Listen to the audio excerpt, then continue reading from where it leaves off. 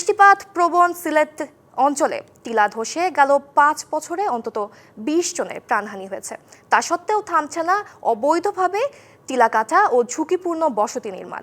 প্রকাশ্যেই টিলা কেটে গড়ে উঠেছে বাড়িঘর, রাস্তাঘাট। অপর্যাপ্ত প্রশাসনিক পদক্ষেপ, অসচেতনতা ও এ সংক্রান্ত মামলার দীর্ঘসূত্রিতায় বন্ধ হচ্ছে না বিধ্বংসী কর্মকাণ্ড, যার ফলে বেড়েই চলেছে মৃত্যু ঝুঁকি। এমনটাই মনে করছেন জেলাবাসী। এই টিলারই অপর প্রান্তটি ধসে 4 জন মানুষ অকস্মাৎ প্রাণ হারিয়েছেন এবং এই টিলা ঘিরেই নিশ্চয়ই দেখতে পাচ্ছেন একটি ভবন গড়ে উঠেছে। অর্থাৎ এখানে প্রকাশ্যে এই টিলাটি ক্ষতবিক্ষত করা হয়েছে, সেই চিহ্ন কিন্তু রয়ে গেছে এবং এটিও প্রতীয়মান হচ্ছে যে বেশ কয়েকদিন ধরেই নির্বিঘ্নে এই টিলাটি কেটে ক্ষতবিক্ষত করা হয়েছে। এভাবেই প্রকাশ্য টিলা কেটে বেড়ে উঠছে বসতি। এক একটি বাড়ি যেন এক একটি মৃত্যু ফাঁদ। ভারী বৃষ্টিপাত হলেই ঘটছে দুর্ঘটনা, প্রাণহানি। প্রতি বর্ষাতেই 2-1টি মৃত্যু সংবাদ আসে। সবশেষ পাহাড় ধসে গোলাপগঞ্জে 4 জনের মর্মান্তিক মৃত্যু হয়।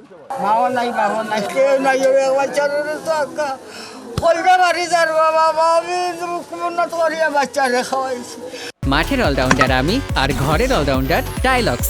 টাইলক্স টয়লেট ক্লিনার, ক্লিন মানেই টাইলক্স। নিম্ন আয়ের লোকজন নিরুপায় হয়েই থাকছেন এসব ঝুঁকিপূর্ণ ঘরবাড়িতে। অজুহাত টিলাবাসীর।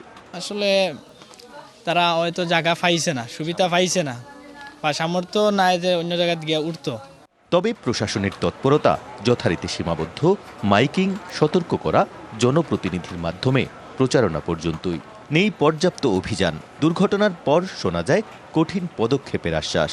28 তারিখ থেকে আমরা মাইকিং করছি। আমাদের যেই ইউনিয়নগুলোতে টিলা আছে, যেখানে ঝুঁকিপূর্ণভাবে বসবাস করে, ওই জায়গাগুলোতে আমরা মাইকিং করছি এবং লোকজনকে সরিয়ে নেওয়ার চেষ্টা করছি। টিলা কাটা বন্ধে পরিবেশ অধিদপ্তরের কার্যক্রম বাধাগ্রস্ত হয় মামলার দীর্ঘসূত্রিতা ও জনবলের অভাবের বেড়াজালে। কিছু কিছু টিলাভূমি আছে যেগুলো আসলে মূলত ওদের কাগজপত্র বের করা যায় টিলাভূমি কিনা, এটা একটা বিষয়। তারপরে এখানে অনেক সময় ভূমির মালিকানা একটা ইস্যু থাকে। এই বিষয়গুলোর তদন্ত করা একটু সময় সাপেক্ষ হয়ে যায়। তবে জেলা প্রশাসক বলছেন এরই মধ্যে ঝুঁকিপূর্ণ বসতি ও টিলা পাহাড়ের তালিকা তৈরি হয়েছে, নেওয়া হচ্ছে কার্যকর পদক্ষেপও। আমাদের সতর্কবার্তা বেশ আগে থেকে দেওয়া শুরু হয়েছিল। আমরা এই কার্যক্রমটা আসলে শীত মৌসুমেই শুরু করেছিলাম এবং এই কারণে আমাদের তালিকাও করা হয়েছে এবং আমরা কিন্তু সময়ের আগেই সতর্কও করছি। গতকালকেও মাইকিং করা হয়েছে এই অঞ্চলে মানুষ যাতে এই বিপজ্জনক জায়গায় না থাকেন, সরে যান। পরিবেশবিদদের তথ্য মতে গত 2 দশকে সিলেটে ধ্বংস করা হয়েছে প্রায় অর্ধেক টিলা পাহাড়, আর ঝুঁকিপূর্ণ বসতি গড়েছে হাজার হাজার পরিবার। প্রত্যুষ তালুকদার, ডিবিসি নিউজ, সিলেট।